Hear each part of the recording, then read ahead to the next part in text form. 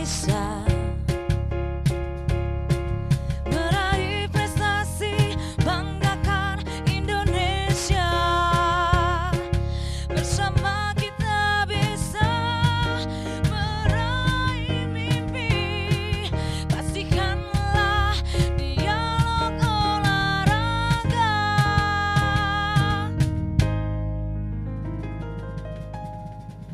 Ya, Assalamualaikum warahmatullahi wabarakatuh. Salam olahraga. Pemirsa, apa kabar Anda di sore hari ini? Senang sekali kami hadir kembali menjumpai Anda dalam program Dialog Olahraga, tentunya bersama saya Muhammad Azril Nasution. Pemirsa, gelaran Pekan Olahraga Nasional atau PON ke-21 siogianya akan diselenggarakan di dua provinsi berbeda, yakni Aceh dan Sumatera Utara.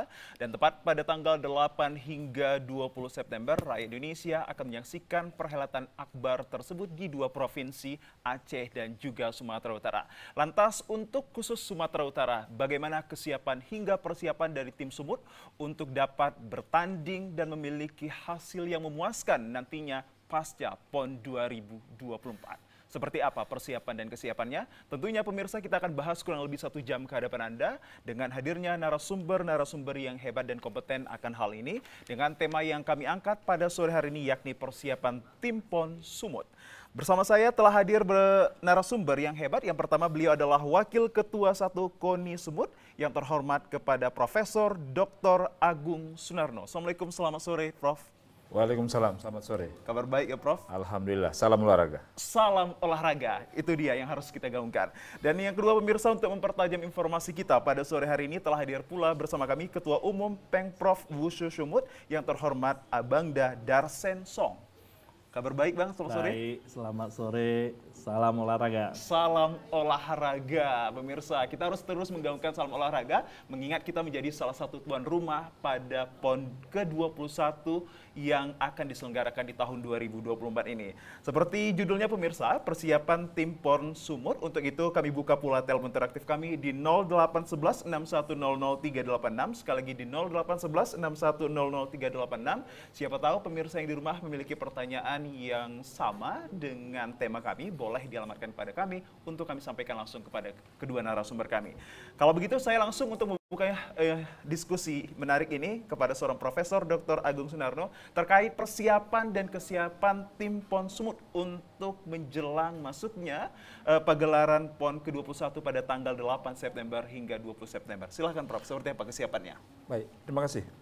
Pemirsa, Sumatera Utara akan menjadi tuan rumah Pekan Olahraga Nasional bersama dengan Aceh. Ya. Ini suatu sejarah yang memang betul-betul terjadi setelah 70 tahun yang lalu kita tuan rumah. 1953 ya Prof? Ya, kita tahun 1953 kita sudah menjadi tuan rumah PON. Legasi yang ada sekarang itu Stadion Teladan. Nah, kita ingin bahwa di tahun 2024 juga Sumatera Utara nanti akan ada legasi karena kita sekarang sedang membangun venue yang akan kita pakai nanti di Pekan Olahraga Nasional. Persiapan dari Sumatera Utara tentu baik itu sarana maupun atlet itu semua sudah kita mulai dari jauh-jauh hari. Pada saat ini atlet kita yang kita peladakan pemusatan latihan darah itu 1110. Kemudian didukung dengan pelatih, kemudian didukung dengan psikolog, kemudian didukung oleh massas, ya, kemudian didukung oleh SC strength conditioning, kemudian didukung oleh pengawasan dan pendampingan. Total semua itu 1345. Itu kesiapannya. Ya. Untuk pelaksanaannya bahwa pelada tahun 2024 ini ini dimulai bulan Januari ini. Ya. Nah, jadi kita akan mempeladakan sekitar 9 bulan. 9 bulan. Nah, Terhitung dari bulan berapa nanti? Januari ini. Januari. Ya, ini sampai bulan 9 nanti kan Pekan Olahraga Nasional tanggal 8 seperti Ya. yang Anda sebutkan tadi. Jadi ini semua adalah kolaborasi. Termasuk nanti dari Pak Darsan itu Wusu masuk di dalamnya. Kita kepingin semuanya berjalan sesuai dengan rencana karena ini sudah kita programkan dari tahun 2021. Sehingga tahun 2024 ini kondisi daripada atlet-atlet itu menjadi peak performance-nya pada titik puncaknya dia nanti akan memperoleh medali atau memperoleh juara di Pekan Olahraga Nasional. Dan ini juga kepada semua pihak termasuk pelatih semua sedang bekerja keras karena kepinginnya Sumatera Utara tentu berkibar di tempat kita sendiri. Baik, Prof.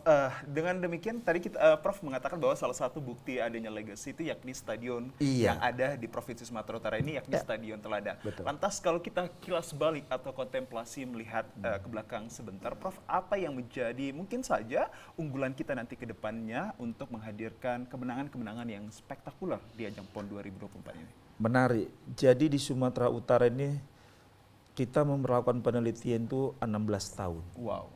Tahun 2024, Ya. tahun 2004 sampai 2016. Setelah kita teliti selama PON 2004 Palembang, kemudian Kalimantan Timur 28, 2012 Riau, 2016 itu di Jawa Barat. Ternyata medali-medali yang kita peroleh itu berasal dari olahraga perorangan Ya. dan bela diri. Sesuai dengan karakteristik masyarakat Sumatera Utara. Keras. Keras dan tuang bertumbuk lah gitu bahasanya. Tapi sportif. Api seperti nah, itu penelitian yang saya lakukan itu selama 16 tahun dan itu benar. Contoh lagi kita waktu terakhir lah katakan PON di Papua. Ya. Itu dari wusu itu 5 Wow. medalinya kan begitu. Dari tinju 1 sudah 6 kan begitu. Kemudian yang lainnya tentu cabang olahraga Ya. perorangan dan bela diri. Dan ini tidak bisa kita pungkiri. Nah, makanya salah satu yang menjadi unggulan-unggulan Sumatera Utara sekarang nanti kan muncul pertanyaan itu adalah cabang olahraga bela diri Ya. dan perorangan.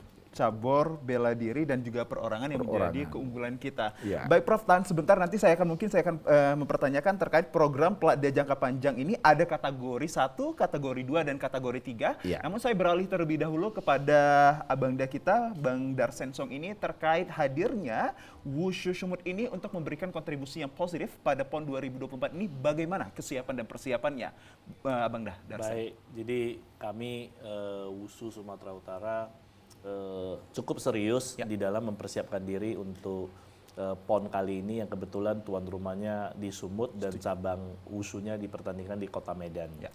Karena pada beberapa kali PON sebelumnya sejak PON 2004 lah di Palembang. Kemudian Kalimantan, Riau, sampai Jawa Barat dan terakhir Papua, WUSU Sumatera Utara selalu memberikan hasil yang baik untuk Sumatera Utara, bahkan mungkin juga sebagai salah satu cabur yang memberikan sumbangsi medali emas terbanyak untuk kontingen Sumatera Utara. Dan tentunya hal ini juga menjadi keinginan kami untuk kembali melakukan dan mempersembahkan hasil yang sama untuk di PON kali ini September di Medan Sumatera Utara. Sehingga persiapan kami sejak pulang dari Papua 2021 September kemarin, kami juga sudah langsung melakukan persiapan untuk PON 2024. Jadi artinya kami WUSU ya sesuai dengan program yang sudah dirancang kian oleh KONI Sumatera Utara, kami tinggal mensinkronkan dan sudah memulai persiapan sejak 2022. Selalu membuka wadah komunikasi terhadap KONI, tentunya bagaimana merancang hal-hal yang positif untuk WUSU sendiri ya. Oh iya, justru kami cabur WUSU juga akan nggak mampu dan kewalahan kalau KONI Sumatera Utara tidak memberikan pendampingan dan dukungan segalanya lah, sehingga kami sangat percaya bahwa keberhasilan suatu cabang olahraga itu harus punya pendampingan dan dukungan dari KONI-nya. Gitu. Baik Bang Darsen, lantas kalau kita kaitkan terhadap PON Palembang kemarin, WUSU juga terlibat bukan begitu? Palembang itu 2004. Ya 2004. Apa yang menjadi kontemplasi kita untuk melihat kilas balik yang hadirnya di sana untuk bisa kita bawa nanti ke PON 2024 ini? Mungkin kekuatan kita? Mungkin kebetulan sejak 2004, 2008, 12, 16 sampai PON yang di Papua 2021, kami selalu punya prestasi, dan prestasi itu juga dicapai tidak melalui instan ya. Tapi itu melalui pembinaan, melalui program yang berkesinambungan. Jadi ya kebetulan periodisasi ini saya sebagai ketua umum, tapi sebenarnya fondasi sudah ada sejak PON 2000 bahkan WUSU Sumatera Utara sudah melakukan sudah meletakkan fondasi pembinaan dan berhasil sehingga kami pengurus-pengurus yang sekarang ini tinggal bagaimana melanjutkan dan mempertahankan tradisi medali emas yang sudah dicapai oleh para pendahulu-pendahulu kami. Gitu. Bagaimana nantinya kita bisa mencapai kesuksesan terlebih mengingat di PON 2024 ini Aceh dan juga Sumatera ini saling bergandeng. Apa yang menjadi keunggulan kita di Wushu ini akan diberikan? Apakah terkait teknik-teknik yang baru atau seperti apa ini, Bang Darsen? Saya rasa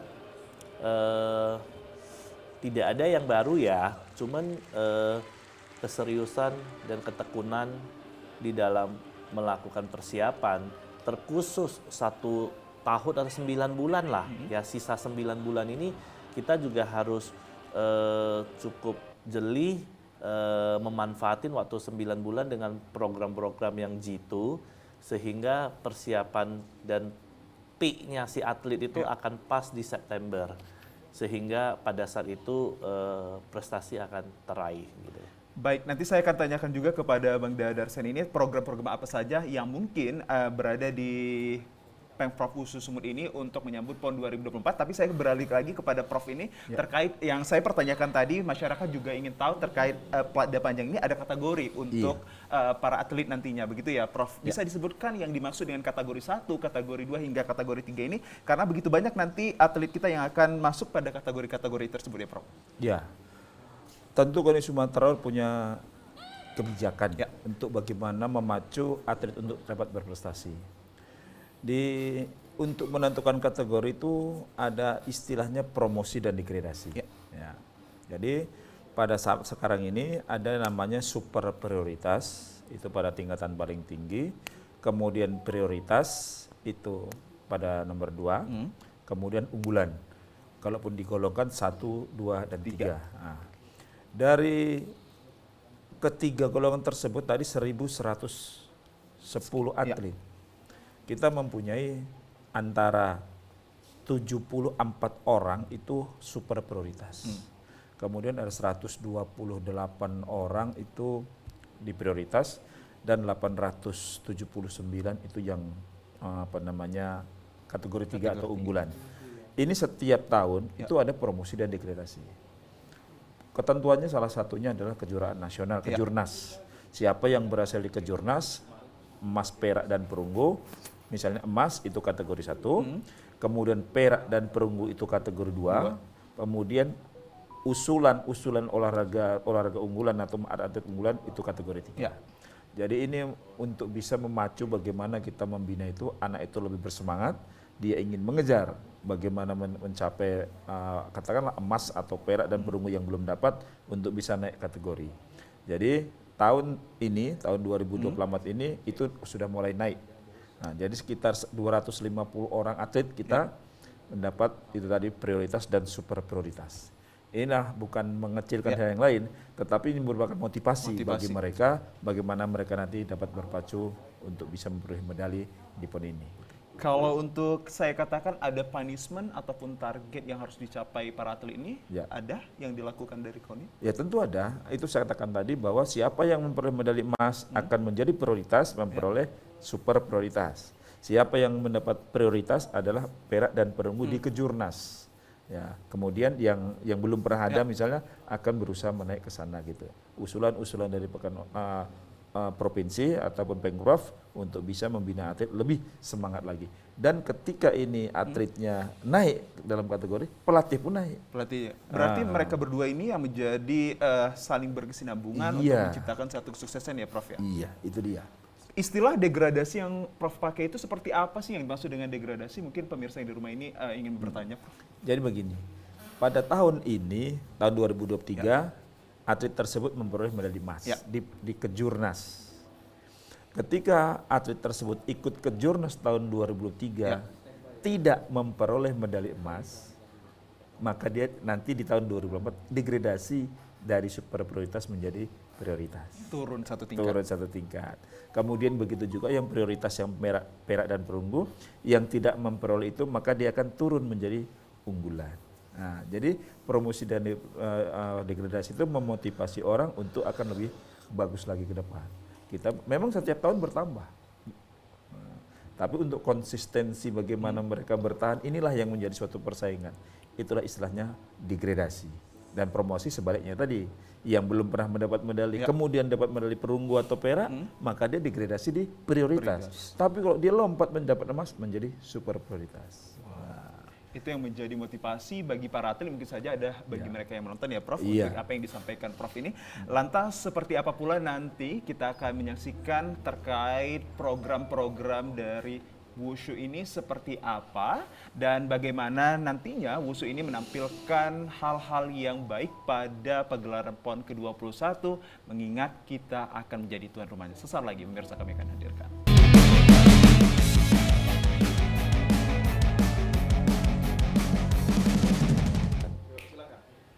Ya pemirsa, Anda masih bersama kami dalam program Dialog Olahraga dengan tema menariknya yakni persiapan tim PON Sumatera Utara. Nah pemirsa, berbicara tentang persiapan tim PON Sumatera Utara, kita akan membahas terkait salah satunya adalah Wushu Sumut ini yang akan berlaga pada PON ke-21, tepatnya di tanggal 8 September hingga 20 September 2024 ini.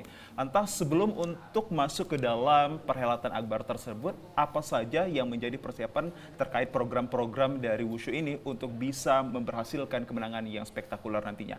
Abang Darsan, seperti apa?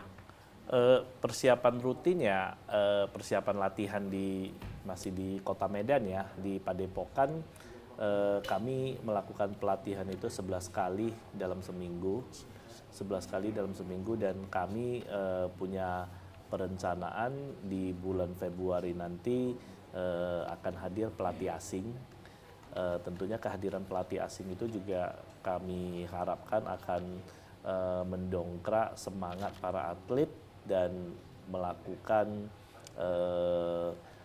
evaluasi-evaluasi terkait teknik-teknik yang telah dilatih selama ini, dan kemudian kami juga berharap akan melakukan tryout atau uji coba keluar sebelum nanti turun di gelanggang pada bulan September nantinya. Mengapa kita harus mendatangkan pelatih asing ini, Bang Darsan? Apakah kita tidak memiliki pelatih yang datangnya dari Indonesia, khususnya di Medan ini?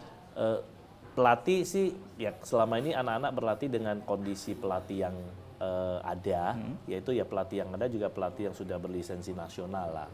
Tapi ya karena cabang olahraga Wushu-nya juga dari Republik China, dan kemudian persaingan di internal khususnya di Indonesia, beberapa provinsi juga sudah memakai pelatih asing gitu loh. Jadi tapi kehadiran pelatih asing itu sebenarnya juga dia bukan membina dari nol sih, karena nggak mungkin ya suatu pembinaan itu pelatih asing itu bina dari nol, yang artinya para atlet-atlet kami sudah sampai di level nasional lah, ya tinggal bagaimana memoles keindahan itu, keindahan seni itu, dan dengan kehadiran pelatih asing akan memberikan sentuhan dan motivasi yang beda. Ya, di satu sisi mungkin hal yang positifnya adalah mendongkrak stamina ataupun motivasi dari para atlet tersebut. Kalau kita kaitkan Abang Dah, mengingat menghadirkan pelatih asing itu juga membutuhkan biaya.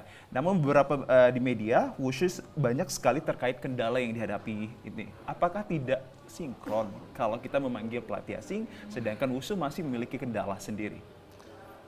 Saya rasa kendala itu pasti akan diatasi dengan solusi.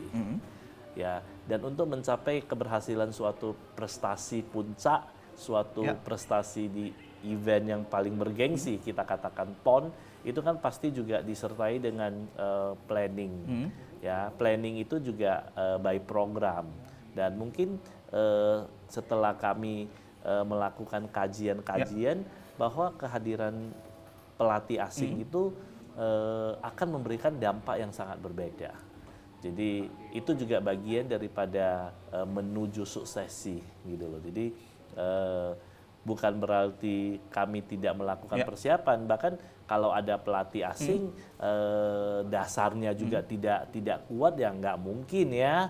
Nah tapi kehadiran pelatih asing itu sangat memberikan sentuhan-sentuhan teknik, perbaikan dan koreksi, dan pengalaman-pengalaman kami selalu itu bahwa kehadiran pelatih asing itu juga menjadi salah satu poin penting untuk keberhasilan kami nantinya. Baik, nantinya untuk atlet wushu Sumut sendiri ada berapa orang yang akan tampil di PON ke-21 nanti, Bang Da? Kalau wushu kan kita ada 26 bukan? 20, ada tiga disiplin Hmm. nomor ya, dari nomornya wushu sanda, Ya. wushu taolu dan wing chun. Jadi total secara keseluruhan itu ada 26 atlet yang saat ini sudah mengikuti Pelada 100% Pelada. Jadi 26 atlet ini sudah berkonsentrasi penuh untuk persiapan menghadapi event bergengsi PON September 2024 nantinya. Ya, lantas kalau di USU sendiri, sebelum saya ke Prof, ada istilah di nomor taulu dan juga sanda. Begitu kalau di antara yang kedua ini, yang mana nanti kita lebih unggul, mengingat kalau saya tidak salah, masing-masing ini udah pernah memiliki torehan prestasi yang gemilang juga? Benar. Seperti apa? Kalau bagi kami dua-duanya juga punya target dan Ya. punya harapan. Karena dari target medali yang kami canangkan dengan KONI Sumatera Utara itu terbagi juga di Ya. taulu dan sanda. Artinya kami juga tidak bisa menyampaikan bahwa yang mana medalinya akan lebih banyak, tapi secara keseluruhan kami sampaikan bahwa wushu taulu dan wushu sanda dua-duanya masih menjadi harapan dan andalan kami Ya. untuk meraih medali emas. Apa yang menjadi perbedaan antara kedua wusu ini? Mungkin pemirsa di rumah sana masih awam, ini Abang Dadarsen, kita ingin menggali informasi dari Anda khususnya ini untuk mencari tahu apakah tekniknya atau dia sparringnya seperti apa? Itu yang maksud perbedaannya. Kalau wushu taulu dan wushu sanda itu punya perbedaan yang sangat-sangat beda. Kalau wushu taulu itu dia lebih ke seni. Ke seni? Lebih ke seni yang artinya atraksi personal ya.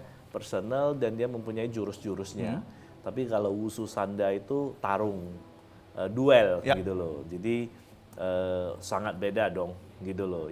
Yang seni dan keindahan itu dengan yang duel dan tarung. Jadi kedua-duanya ini masuk ke dalam wushu dan terbagi ke dalam disiplin nomor. Wushu taulu dan wushu sanda. Oke, tapi kedua-dua ini juga nanti akan memberikan ataupun mengharapkan hal-hal yang baik ini hadir nanti di PON 2024 dengan target-target yang akan diberikan ya, Yes, Bang Darsen? pasti.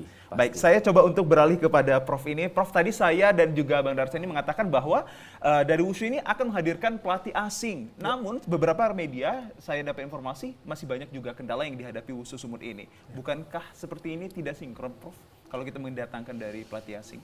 Begini, cabang olahraga wushu ini kan sudah dipertandingkan di PON dan pesertanya itu adalah seluruh Indonesia, kan begitu. Dari Jakarta, dari Palembang, dari daerah lain itu semua. Kalau tidak dia mendatangkan pelatih asing, mereka training camp di tempat pelatih asing, maksudnya di Cina. Nah, jadi kalau kita tidak mengikuti tren tersebut atau tidak menyesuaikan dengan seperti itu, jelas kita akan ketinggalan. Masalah yang berkaitan dengan kendala, tentu ada komunikasi yang bisa kita bangun. Kita banyak kerjasama dengan luar. Nah, karena tadi memang kebetulan wushu itu berasal dari China, maka pelatih-pelatih yang kualitas atau berqualified untuk wushu itu dari sana. Dari sana. Ya. Tidak terlalu, mohon maaf, tidak terlalu mahal karena kebetulan juga komunikasi Pengprov wushu dengan pelatih-pelatih itu sangat baik sekali ya, sehingga kendala-kendala tentang pelatih, mungkin kendala yang lain, kalau pelatih kita tidak pernah ada kendala dengan posisi yang seperti itu karena tidak hanya wushu, karate juga pernah mendatangkan pelatih, kemudian cabang olahraga sekarang yang ada di Indonesia ini, bahkan jiu-jitsu itu dari Brazil sekarang di sini. Kemudian judo juga pelatih nasional, kepala pelatih nasional ada di Sumatera Utara. Kemudian angkat besi juga ada di Sumatera Utara. Kita sudah bertahun begitu posisinya. Sehingga hambatan-hambatan yang disampaikan nanti mungkin ada dari wushu, tidak hanya pelatih. Mungkin secara fasilitas latihan, mungkin itu salah satunya. Sehingga kalau hanya pelatih itu tidak terlalu mahal dalam tanda kutip lah. Kalau di Sumatera Utara bisa berkoordinasi dengan Pengprov. Inilah bagusnya itu di Sumatera Utara. Mungkin kalau mendatangkan pelatih itu untuk honornya itu dibantu KONI Sumatera Utara Tapi untuk penginapan, untuk apa itu tanggung jawab Pemprov. Ya. Nah, jadi kolaborasi ini sudah sangat bagus dan ini sudah bertahun-tahun Ya. ini kita bisa laksanakan dengan baik. Baik, saya sedikit untuk terkait kendala ini saya dapat bocoran bahwa cabur andalan di PON 2024 WUSU Sumut keluhkan peralatan latihan hingga vitamin. Iya. Seperti itu Prof, yang kita lihat masih ada kendalanya. Mengapa hal itu demikian terjadi meski persiapan kita kalau dibilang sudah mencapai 66% terkait venue dan hal-hal yang lainnya? Iya. Jadi ada yang namanya perlengkapan latihan, ya, ada perlengkapan pertandingan. Ya. Nah, begitu. Jadi yang perlengkapan pertandingan itu yang berkaitan langsung dengan atletnya. Kalau perlengkapan latihan mungkin dari gedungnya, Ya. sarananya kan berbeda posisinya ini. Untuk gedung itu kita berserahkan kepada pemerintah Sumatera Utara karena yang membangun itu semua pemerintah Sumatera Utara. Tapi kalau untuk peralatan latihan bisa dibantu oleh KONI Sumatera Utara. Misalnya ada tongkat, Ya. kemudian ada pedang, kemudian ada apa namanya itu istilahnya toya ya Pak toya ya, Ya. toya. Tapi mengapa Itu Prof akhirnya ada muncul hal ini di media sosial, peralatan latihan yang dikeluhkan hingga vitamin, kalau hadirnya KONI juga sudah memberikan yang baik juga? Ya tentu kan namanya alat itu akan di-upgrade. Nah, tahun 2023 mungkin juga tidak lagi bisa kita pakai tahun 2000 karena rusak dan lain sebagainya. Kan begitu. Ya. Setiap perkembangan tahun tentu itu akan menjadi prioritas sama kita. Ya. Untuk kemarin atau apa namanya setiap tahunnya kan perkembangan alat itu kurang begini itu tentu akan kita penuhi dari KONI Sumatera untuk WUSU alatnya. Baik, saya coba langsung ke Bang Darsen ini kalau kita kaitkan supaya mendapatkan clear information ini bahwa di dalam berbagai media bahwa WUSU ini ada banyak kendala yang dihadapi mulai dari peralatan latihan terkait sarana dan prasarananya. Apakah seminim itu? Maka kita banyak latihan menjadi training campnya di luar? Enggak, jadi gini, saya sedikit menjelaskan dan mungkin mengklarifikasi. Tadi yang disebut kendala peralatan, perlengkapan sampai vitamin, saya rasa itu tidak pernah menjadi kendala. Artinya kami di Peladda yang sudah terprogram dari KONI Sumatera Utara tidak ada kendala di dalam perlengkapan latihan beserta vitaminnya, karena ini cukup sensi ya. Ya, itu semua disalurkan langsung ke para atlet. Mungkin yang dimaksud oleh media atau segelintir pihak itu adalah fasilitas gedung latihannya. Nah, jadi WUSU Sanda dan WUSU Taulu. WUSU Taulu selama ini sejak dulu kami dalam tanda kutip masih menumpang di padepokan swasta punyanya Master Supandi Kusuma. Jadi ya kita bersyukur Master Supandi Kusuma masih terus konsisten memberikan izin penggunaan padepokan untuk latihan WUSU Taulunya. WUSU Sanda juga sebagian latihan di sana dan biasanya kalau sebelumnya itu kami juga memakai Gor Veteran punya Dispora untuk sebagai tempat latihan karena panggung sandanya itu ada di sana. Tapi karena kemarin 2023 sejak pertengahan tahun ya hingga akhir Desember itu ada renovasi sehingga kami terkendala hampir 6 bulan tidak bisa latihan di sana. Kami jadinya pindahnya ke PPLP yang ada di Sunggal gitu loh. Nah, akan tetapi sekarang udah selesai renovasi. Ini Januari aku lagi mengajukan juga izin supaya kami bisa kembali berlatih di Gor Veteran Dispora. Tapi masih berproses. Jadi masih berproses. Cuman kami WUSU Pemprov WUSU pasti punya keinginan dan harapan kiranya adanya venue khusus WUSU. Saat ini belum ada berarti? Sama sekali belum ada. Jadi yang ada cuman swasta punyanya pribadi Pak Master Supandi Kusuma. Jadi padahal sejak 2004 WUSU selalu memberikan hasil yang bagus, menyumbang medali, bahkan juga sudah mencetak begitu banyak atlet-atlet nasional untuk Indonesia. Tapi kami masih belum, WUSU Sumatera Utara masih belum mendapatkan tempat latihan permanen. Apa yang menjadi penyebabnya Bang Darsen, mengingat bahwa kalau saya lihat banyak sekali pengelompokan venue, salah satunya Medan ada 19 venue, apakah nantinya WUSU ini di mana diletakkan venue-nya? Sebenarnya kalau dari awal-awalnya, dari planning ya, dari planning Wushu itu akan dipertandingkan di gedung Material Arts yang ada di gedung Serbaguna Deli Serdang yang akan dibangun itu gitu loh. Nah, tapi kemudian seiring dengan waktu di finally-nya Wushu itu akan dipertandingkan di gedung Serbaguna Unimed. Nah, ya memang kami senang sih karena Unimed itu tengah dan dekat dengan kami lah, ya dekat dengan tempat latihan dan sebagainya, sehingga karena cabang primadona, supporter apa juga lebih gampang dihadirkan. Nah, cuman kami tentunya terlepas dari venue yang hanya digunakan untuk pertandingan PON saja, tapi sebenarnya by latihan sepanjang tahun itu kami pingin punya satu gedung khusus latihan wushu. Punya gedung satu latihan khusus. Ya, Namun saya sedikit cuma beralih, saya mendapatkan juga banyak kabar ini, bahkan untuk khusus sendiri peralatan seperti baju tanding dan juga senjata ini sangat minim saat ini. Sebenarnya dibilang minim juga enggak. Ya. Kalau untuk karpet latihan sudah? Ya, karpet latihan juga sampai sekarang, sampai saat ini kami belum pernah mendapat bantuan. Ya, Tahan sebentar Bang Darsa, saya beralih ke Prof ini. Apa yang menjadi minimnya fasilitas yang diberikan kepada cabur wushu ini, Prof?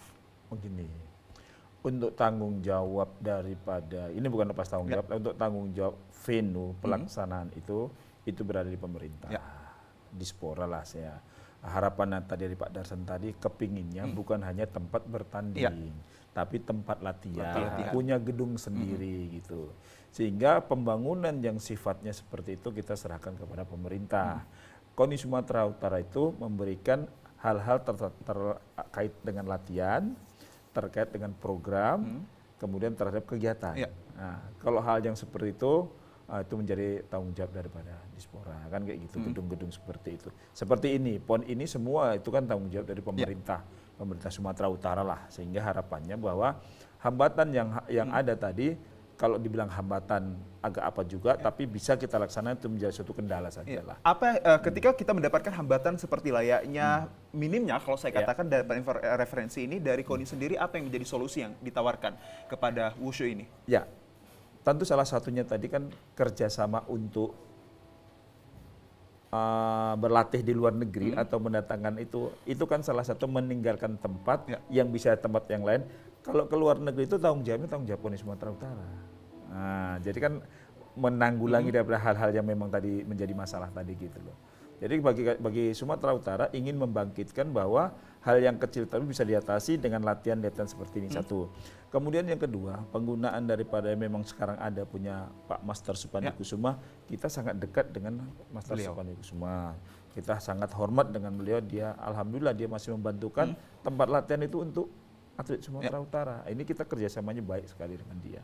Nah, kondisi yang diberikan oleh KONI Sumatera menjembatani, memberikan peluang, ya istilahnya kalau nggak mempan dari sini ya kita gabung-gabung ketemu sampai hari ini masih bagus. Dan nyatanya hingga saat ini 26 atlet dari wushu yang nanti akan bertanding di PON ini latihannya kebanyakan dari luar ya Prof, begitu?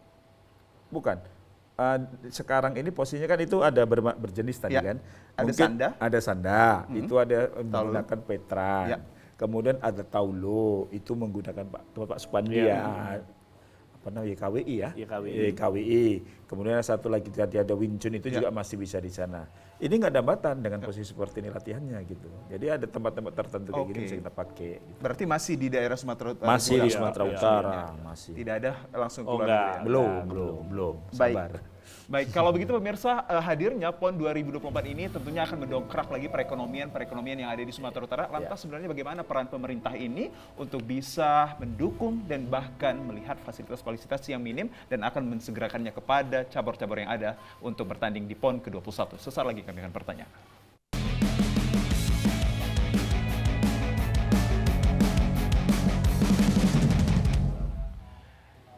Ya pemirsa, terima kasih Anda masih bersama kami dalam program Dialog Olahraga dengan tema menariknya persiapan tim PON Sumatera Utara. Kalau 2 segmen tadi kita sudah banyak berbicara terkait hal-hal yang sangat substantif. Lantas apa yang menjadi harapan terkait dari mungkin saja salah satu cabur wushu ini untuk kehadiran pemerintah, mengingat banyaknya venue ini nanti tidak hanya berada di kota Medan, ada beberapa kota yang akan terlibat ini. Kalau begitu saya kembali ke Bang Darsan ini, apa yang menjadi mungkin saja temui kendala dan harapannya kepada berbagai pihak, khususnya pada pemerintah kita untuk kalau kata saya tidak mengkelompok-kelompokkan cabur ini, khususnya WUSU ini juga harus dipandang. Iya, saya rasa kalau harapan kami ya balik lagi ke diskusi sebelumnya tadi, berharap adanya sarana gedung olahraga latihan WUSU yang permanen untuk cabang olahraga WUSU, sehingga pembinaan WUSU yang setiap waktu mulai dari usia dini hingga tim daerah Sumatera Utara itu punya tempat latihan tersendiri. Jadi karena selama ini kan kita yang tadi gua bilang hanya numpang ya gitu. Dan kami berharap pemerintah Provinsi Sumatera Utara bisa memberikan bantuan terkait itu. Baik, sejauh ini kalau kita berharap ke pemerintah harus kita lihat dulu kilas baliknya. Dari WUSU sendiri yang paling tertinggi torehan prestasinya apa ini, Abang Da? Saya rasa juga bukan merupakan hal yang baru ya, bahwa atlet-atlet WUSU Sumatera Utara sudah beberapa kali tampil sebagai juara dunia, Asian Games dan SEA Games gitu loh. Bahkan di Asian Games 2022 di Jakarta dan juga 2018 satu-satunya medali emas yang diraih oleh atlet WUSU Indonesia yang kebetulan 2018 dan 2022 itu dua atlet itu asal Sumatera Utara. Jadi ini tentu merupakan capaian yang sangat luar biasa, yang artinya WUSU Sumatera Utara melalui Yayasan Kusuma WUSU Indonesia, Master Supandi Kusuma telah melahirkan atlet-atlet yang berprestasi dunia dan internasional. Baik, saya ingin juga menggali informasi bahwa tadi kita banyak berbicara tentang WUSU ini, ada istilah sanda dan juga taulu. Lantas, apakah ada terkait tentang female atau male atlet ini yang akan berlaga atau semuanya laki-laki atau seperti apa ini, enggak. Bang Darsan? Di WUSU sanda dan WUSU taulu, masing-masing nomor lomba itu ada kategori laki-laki dan perempuannya. Ya, tapi dipertandingkan itu secara penilaian itu juga secara terpisah. Jadi kalau untuk WUSU sanda dari 11 kelas yang dipertandingkan, 7 kelasnya untuk laki-laki, 4 kelasnya untuk perempuan. Oke, lantas sejauh ini dari provinsi mana yang menjadi rival terbesar dan juga terhebat kita? Kalau untuk WUSU taulu ya DKI Jakarta dan Jawa Timur ya. Tapi kalau untuk WUSU sanda Jawa Tengah. Apa yang menjadi mungkin kita bisa lihat atau kita ambil dari mereka mengapa bisa terhebat gitu? Ya, balik lagi mereka juga sudah punya program pelatihan yang bagus. Yang tentunya program pelatihan yang bagus itu kami juga ketahui bahwa mereka juga melibatkan pelatih asing. Dan tentunya juga di Jakarta, Jawa Timur untuk WUSU taulu itu banyak kompetisi pertandingan WUSU sendiri. Begitu juga di Jawa Tengah WUSU sandanya kenapa bisa bagus ya? Balik lagi program ada, jumlah pertandingan juga banyak gitu loh. Jadi kalau untuk di Sumut sendiri sering ada perlombaan untuk WUSU sendiri selain di luar dari PON nanti ya? Iya. Kalau di Sumut sendiri ya terkhusus sanda lah ya. Sanda kami setahun ada mengadakan 2-3 kali pertandingan. Jadi karena untuk mendapatkan prestasi jumlah kuantiti pertandingan itu sangat dibutuhkan. Karena dari pertandingan itu baru akan muncul para atlet-atlet yang potensial yang kemudian untuk kami ambil dan kami bina. Baik, coba saya beralih kembali ke Prof ini. Prof, tadi kalau kita sudah berbicara tentang WUSU dan juga harapan dari Bang Darsan ini terkait untuk hadirnya fasilitas yang diberikan pemerintah ini, lantas kita ingin menggali informasi lebih dalam lagi, sebenarnya di PON ke-21 ini ada berapa cabur untuk Sumut sendiri dan kota ataupun kabupaten mana saja yang akan terlibat, Prof? Ya, dalam pelaksanaan PON itu ada aturan bahwa jarak daripada pusat kota, katakanlah di Sumatera Utara ini tidak lebihlah dari 1 jam atau 2 jam, maksimal 2 jam. Sehingga di Sumatera Utara ditetapkan mulai dari Langkat, Binjai, Medan, Deli Serdang, Sedang Bedagai, Tebing Tinggi, Siantar, Danau Toba, Parapat, dan satu lagi di Karo. Karo tidak, di satu lagi tempat Tapanuli Tengah. Tapanuli Tengah. Tapanuli Tengah. Jadi di sini ada 8 kabupaten kota yang kita siapkan. Kalaulah nanti pelaksanaan PON itu kalau dari Medan sekarang tidak akan sampai 2 jam lah dalam pelaksanaan itu. Itu satu poin yang memang disarankan oleh pemerintah agar atlet tersebut pesertanya tidak lelah di dalam perjalanan sehingga memunculkan atau memperoleh atlet-atlet yang terbaik. Itu yang disarankan oleh pemerintah pusat bagaimana sebagai tuan rumah PON.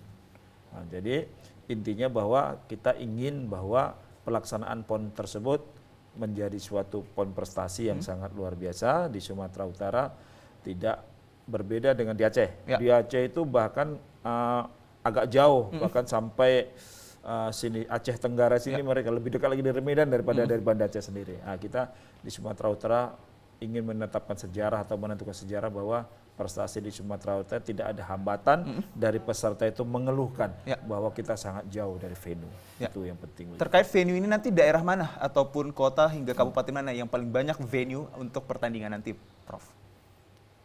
Ya Deli Serdang. Deli Serdang. Deli Serdang karena sekarang sudah dibangun di sana. Itu bantuan dari PUPR itu ada stadion sepak bola. Itu ada 26.000 kursi nanti di situ. Itulah mungkin satu legasi yang saya katakan tadi. Kemudian sekarang kalau informasi dari kemarin sudah 97% tinggal memasang karpetnya di atletik itu sangat luar biasa. Itu ada satu tempat pemanasan, satu tempat pertandingan. Tapi kualitasnya sama. Nah, kemudian di sampingnya ada material art untuk pertandingan cabang-cabang olahraga tadi, wushu yang seharusnya sana tapi nanti mungkin di sana menjadi taekwondo dan lain sebagainya, lihat kondisinya. Kemudian yang lainnya bola voli juga sedang dibangun di sana. Jadi dengan kondisi yang seperti itu, intinya begini sebenarnya Sumatera Utara itu saya dari awal saya mengatakan cabang olahraga perorangan dan bela diri. Kalaupun di sana nanti ada hambatan tertentu akan mudah dilaksanakan di Sumatera Utara ini, di Medan khususnya misalnya ada gedung-gedung kita yang sudah punya. Nah, itu intinya kita bisa sampai ke sana nanti. Baik, Prof. Sebelum kita mengakhiri perjumpaan kita yang sangat menarik sekali ini, tadi saya di belakang layar menanyakan terkait mungkin saja sport knowledge atau pengetahuan terhadap olahraga hingga gizi ini diberikan kepada Pengprovnya sendiri untuk mempersiapkan atletnya. Mungkin apa yang menjadi saran hingga masukan bahkan pandangan-pandangan Prof ini kepada teman-teman kita atlet dan bahkan Pengprovnya ini untuk menyiapkan atlet ini ready to go di tanggal 8 hingga 20? Iya. Yang namanya atlet itu latihan, dan latihan. Itu tidak bisa 3 kali, itu tidak bisa dibantah lagi. Maka KONI Sumatera Utara Prof ya? Maka KONI Sumatera menetapkan dalam 1 minggu minimal atlet tersebut harus latihan 10 sesi. Salah satunya ada di wushu langsung ya, Prof ya? Pasti. Bahkan wushu sudah 11 ya. Nah, boleh minimal 10, boleh 11. Artinya dalam waktu 1 bulan dia harus 40 sesi minimal. Misalnya Senin, Selasa, Rabu, pagi sore, Kamis off misalnya, Jumat, Sabtu, Minggu off misalnya di latihan. Itu akan memacu atlet untuk bisa berlatih lebih bagus lagi. Menambah itu harus, mengurang tak boleh. Tak boleh. Nah, itulah ada pengawasan tadi seharusnya inilah kepada atlet bahwa itu adalah kebutuhan. Bukan perintah, tapi itu kebutuhan. Seorang atlet tidak latihan tidak bisa. Karena tentunya mereka diawasi ya, Prof. Ada wasping namanya, pengawasan dan pendampingan. Di situ ada psikolog nanti apabila bermasalah dan sebagainya. Kemudian ada masas apabila ototnya kram dan lain sebagainya. Nanti mungkin bisa fisioterapi dan semua. Ini kita siapkan. Sehingga atlet tersebut tinggal menjalankan dirinya dan dia berprestasi untuk dirinya sendiri. Baik, Prof. Catatan penting satu bahwa yang paling pertama menikmati prestasi adalah atlet sendiri. Baik, saya lantas ke Bang Darsen terkait Pengprov ini, apa yang mungkin menjadi himbauan singkat dan padat terhadap atlet yang akan bertanding nanti di 2024 ini? Ya tentunya kami berharap atlet yang sudah masuk pelatda 100% sebagai kesiapan akhir untuk menuju PON September mendatang itu serius berlatih, konsentrasi, dan tentunya jangan lupa menjaga kesehatan serta adanya mengikuti program latihan sehingga yang biasanya kami khawatirkan itu cedera sebelum bertanding. Ya. Jadi kalau atlet itu disiplin menjalankan program serta pelatih juga nggak boleh lengah di dalam pengawasan, semua kalau berjalan baik, mudah-mudahan hasil latihan keras ini akan mendapatkan hasil yang baik. Dan tentunya mengharumkan serta membawa nama Provinsi Sumatera Utara di kancah nasional. Itu menjadi harapan kita ya, Prof. Baik, saya ucapkan terima kasih atas kehadiran Wakil Ketua 1 KONI Sumatera Utara, Profesor Dr. Agung Sunarno yang juga menjadi idola saya, dan juga disusul Abang Dadar Sensong selaku Ketua Umum Pemprov USU Sumut yang telah hadir bersama kami berbagi informasi terkait persiapan tim PON Sumut. Saya ucapkan terima kasih atas kehadirannya, dan pemirsa, kita akan bertemu lagi di episode-episode selanjutnya tentunya dengan tema-tema menariknya. Akhir kata, saya Muhammad Azhar Nasution mengucapkan selamat sore, assalamualaikum warahmatullahi wabarakatuh. Salam.